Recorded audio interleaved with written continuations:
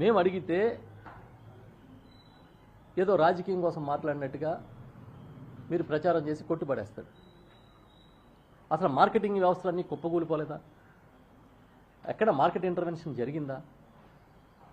పోనీ ఈ జిల్లాలోనే ఉమ్మడి తూర్పుగోదావరి జిల్లాకు వచ్చి పోయిన సీజన్లో ధాన్యం ఎంత కొన్నారో కనుక్కోండి,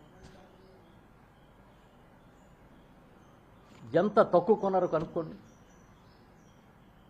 మరి మీరు ఎందుకు చీమ కుట్టినట్టు కూడా లేకుండా బిహేవ్ చేస్తున్నారు? ఆ రోజు జగన్మోహన్ రెడ్డి గారు ముఖ్యమంత్రిగా ఉండగా ఆయన ఏరియల్ సర్వే చేస్తే చంద్రబాబు నాయుడు గారు పదే పదే ఎద్దేవా చేసేవారు. గాల్లో తిరిగితే తెలుస్తుందా? గాల్లో తిరిగితే ఏం కనిపిస్తుంది?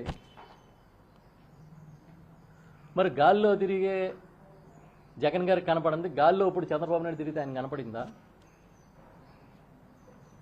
గాల్లో తిరిగిన డ్రోన్లు చూపిస్తుంటే ఈయన కనబడిందా నష్టం?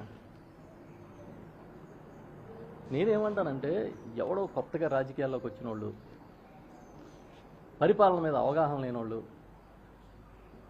ఐఏఎస్ అధికారులు వాళ్ళ పనితీరు మీద అవగాహన లేనోళ్ళు మాట్లాడితే బాగుంటుంది. అసలు ప్రధానమంత్రి ఆఫీస్ నుంచే సలహాలు కోరతారు, అమెరికాకే మనకు చేసింది చేతకాలేదని చెప్పే చంద్రబాబు నాయుడు గారు ఈ రకమైన పరిపాలన చేస్తే ఏం చెప్తారు?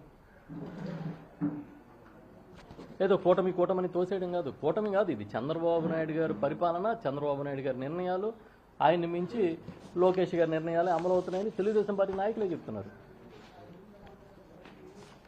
మేం కాదు చెప్పేది. అలాంటప్పుడు రైతాంగం పట్ల మీరు దయతో ఉండాలా వద్దా అని అడుగుతున్నా నేను. కష్టపడిపోతున్నారు.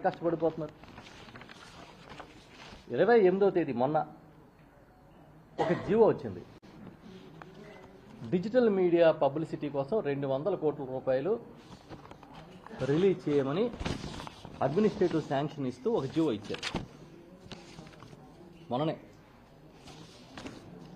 మామూలుగా సాధారణంగా మనం ఏం చూస్తామంటే, ఈ సైక్లోన్ లాంటి విపత్తులు వస్తే ముందు పునరావాస పనుల కోసం నిధులు విడుదల చేస్తూ జీవోలు వస్తాయి. కానీ పునరావాస పనులకి జీవోలు రాలేదు. డిజిటల్ మీడియా పబ్లిసిటీకి 200 కోట్ల రూపాయలు జీవో వచ్చి. మరి ఏం చేద్దాం చెప్పండి, మీరే చెప్పండి.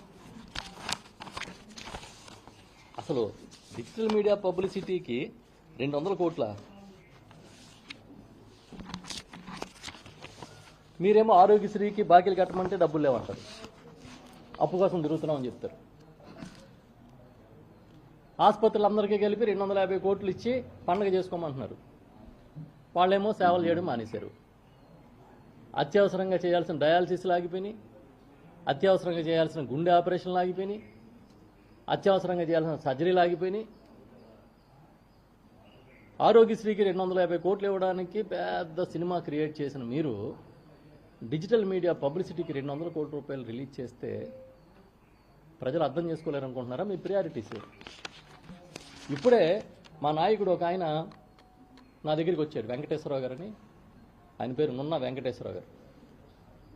వాళ్ళ పాప ఒక ఇంజనీరింగ్ కాలేజీలో చదువుతోంది.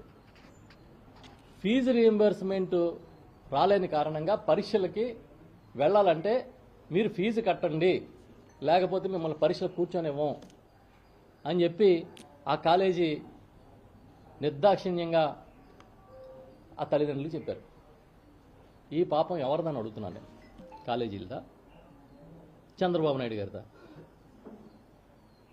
ఆయన ఒక్కడే కాదు, తండ్రిగా ఇలాంటి ఎంతోమంది తల్లిదండ్రులు